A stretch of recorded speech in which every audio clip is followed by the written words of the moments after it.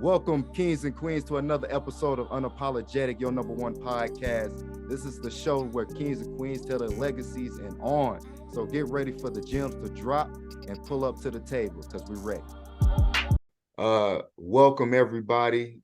This is yours truly, Mr. Unapologetic, right here on your number one podcast. Happy New Year. We made it to 2024. And man, we wanted it to start something big off, for New Year's over here, for us, because our goal is to constantly level up, don't change the foundation of what we're doing, change how we can do it better. So that's our goal for this year. I want to, before I really get into it, man, I want to thank you all for supporting us for going on 4 years now, man. 4 long, beautiful, hard years. I appreciate it so much. And please continue to support us as we continue to support you guys and the communities that you guys represent. And man, we thank you. We love y'all. But with no further ado, I have to give this brother his flowers, man. I wanted to be the first to give him his flowers and the starting of the new year, man. And if you guys don't know, we're here with the one and only William Kitchen. His story has touched thousands of people, man, thousands of people. And I feel like he is the face of changing your life around, making a real New Year resolution and actually doing it. The true definition of a change of oneself. So please, man, give a round of applause for the one and only William Kitchen, aka Prolific the Poet. What's going on, bro? What's up, brother? Man, that background speak volumes, bro. Yeah, man. Had it on standby for moments like this. Man, I love it, man, because most people will be thinking like it's just depressing and whatnot, but I see it as an opportunity to actually get that gate open for yourself. Metaphorically speaking. But man, we've been friends for going on what, 3-4 years. Since you've been out, man. I can honestly say, and shout out to our brother CJ, man. He's been doing this thing on videography, man, killing it. Love CJ. But he's designing. Yeah, you already know. But with you, bro, your story is so complex that if I didn't hear it and see it for myself, you'll think you wrote it as a script in a movie. You know what I'm saying? You know what I'm saying? And it was like, man, for me, first meeting you and seeing your ambition, coming out of the situation that you was in was just amazing to me. For sure. If you don't mind, can you give us the beginning? I know you told this story 1,000 times. I know it, but for the new year, how can you describe that same story with just a different impact? I mean, if you see the background of my picture, right? That was me for 21 years. 21? 21 straight consecutive years. Oh, shit. That was me sitting behind those bars, and now here we are, 3 years after my release. I'm sitting on the other side of those bars, right? Head up. Yeah. And the picture that head is down, is depressing, but this head now is up, feeling lively, feeling optimistic, feeling hopeful. So it's just, to show that imagery, that's where I come from. I went into prison when I was 14 years old. Wow. So, yeah. Wow. Were you the only young individual like that you knew in incarcerated? It was a few of us. From Muskegon County specifically, man. There was a few of us that went in with crimes and were charged as adults, and in such sent to do adult time. Right. So 14, 15, I was sentenced to 11 years in the Michigan Department of Corrections. Okay. I turned 11 years into 21. I did 10 years additional just on being you know, Wow. doing dumb stuff. I did 16 years in maximum security. Of that 21, I did 16 in maximum security because I had adopted different lifestyles and I had adopted different, pathways of thought that was very destructive. So I always say I never was a role model prisoner. I never was the guy that you would tell someone to model their time off after. And I highlight that because a lot of the people that I currently work with are Right. from, the Michigan Department of Corrections, and they've given me platforms.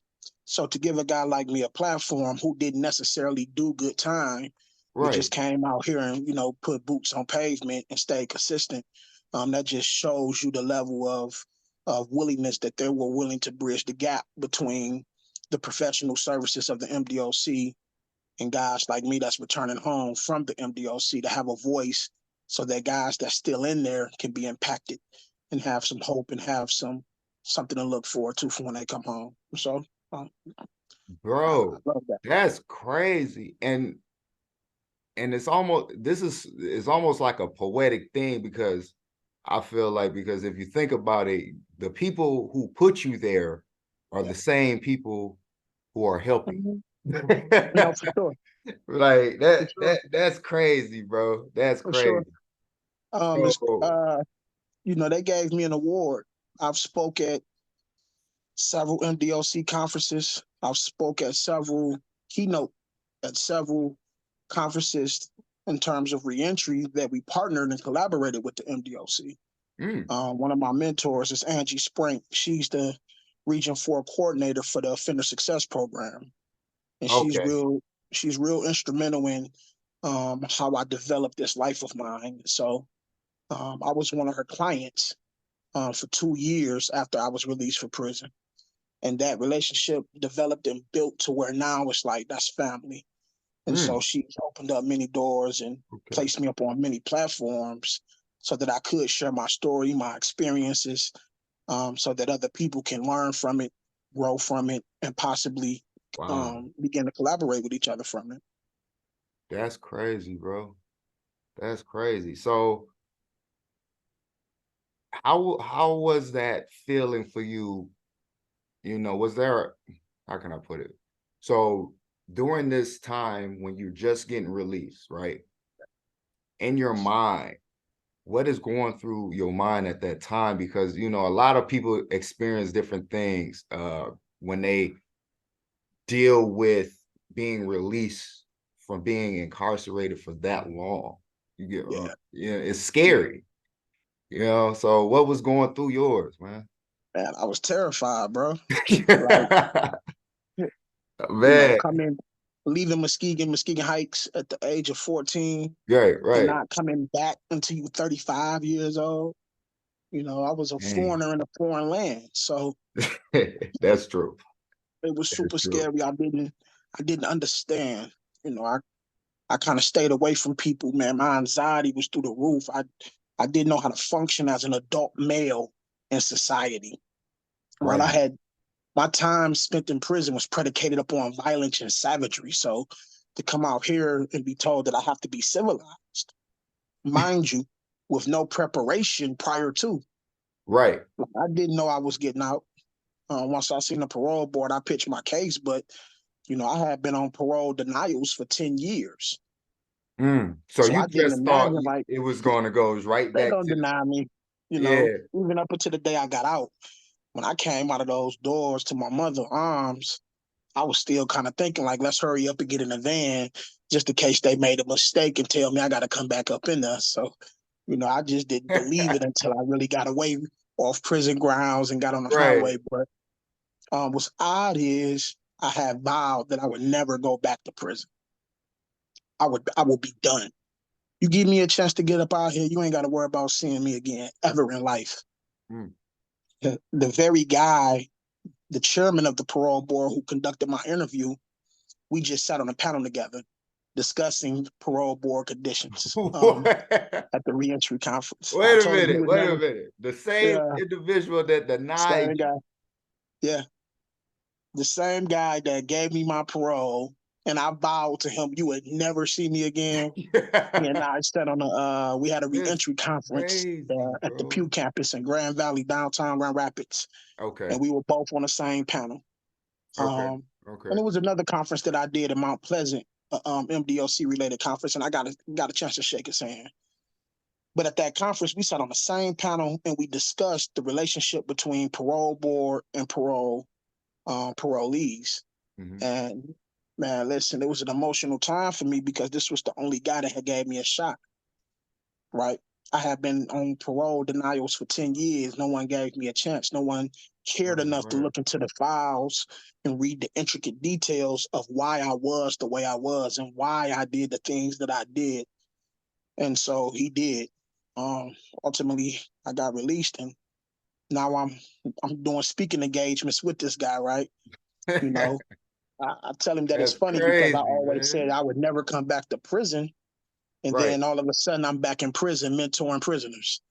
Right? And I'm back in prison holding or participating in conferences that allows me to be inside the prison system, working with inmates and trying to help them navigate the resources that they need to come out here and be successful.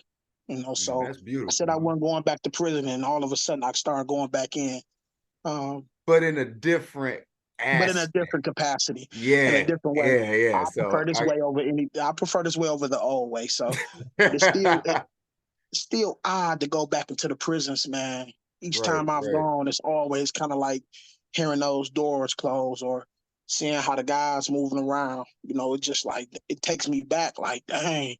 And it's right. a bit of survivor's remorse, to be honest with you, because you start thinking like, because you made it, you want to see everybody make it. Because you Mm, hear, you would love to see everybody here, and then you start questioning why me, right? And so you right. start thinking like, people wouldn't understand unless they've been on situations to where tragedy struck, and out of all the people, they were the one to survive, right? Right. Because you start thinking like, why me? And so a lot of the guys that I ran with in prison, they doing life 40, 50 years, Ooh, and so to Jesus. come home and experience a Yeah. small degree of success that I've experienced, I wish that I could share in that success with them. Um, And I it's wish they could see that. crazy that you're you're not, it don't seem like you're institutionalized like a lot Yeah, of brothers are when they come home for the first time. You know yeah, what I'm saying? And it's like most people are like, why are they acting like this? Why are they being this way? They should be yeah, happy that they're home, they're free. And it's like, yeah. if you can No, I got only I got some understand. I got some quirks, bro. Don't give me too much credit. I I you know, mean, I I, got I understand, but yeah, on from my point of view, facts. just to be, 100, since you're Yeah, for sure. transparent, you already know I've been on the other side of that Yeah, fence for sure. too. But I didn't as go as long as my as you Yeah, have, bro. I was, right. you know what I mean? But so from my experience of seeing and hearing, I connect with you. Yeah, However, it's a different experience because of the longevity of your yeah. of the time you have done. And I so think because I came out and I got with the right people. I yeah, came out, I linked up with Nate Johnson at Fresh Coast Alliance. And so yep. I was able to Shout out to see, Nate, man. man, that's my brother. He You was hear on me? the show, man. I love Man, Nate. listen, Nate is my brother. They gave me the image Yeah. of what successful reentry looked like. Right? He gave me Mm, the concept of how to think about successful reentry back into society. And so, really, a lot of my success I credit to Nate because a lot of people hadn't walked in our shoes. And so, for me to see someone who walked in our shoes and is out here not only surviving but thriving, it gave me that alternate image of what I mm, can aspire to. Like, I ain't got to go this route. I ain't got to go this direction. I could choose something different. And so immediately upon my release, man, I was able to tap into Fresh Coast Alliance and just mm. get that type of encouragement and support. So that was very instrumental in me not coming out here with the institutionalized mindset, because I was able to just, to see what a healthy mind looks like after coming out of prison. And then I came up with so much encouragement, man. Will brought us together, man. Will came in, linked Yeah, me, shout you out and to Uncle CJ Will, together. So man. it's like I didn't come out feeling as if I was by myself, stuck into that prison mentality. Like y'all start coming around, bro, and it was just kind of like, I got something to live for. I got something that I can produce. I got something that, I could take the pain that I went through, the misery that I went through, and Right. just turn that into power. And so, that changed the whole trajectory of my life in a sense.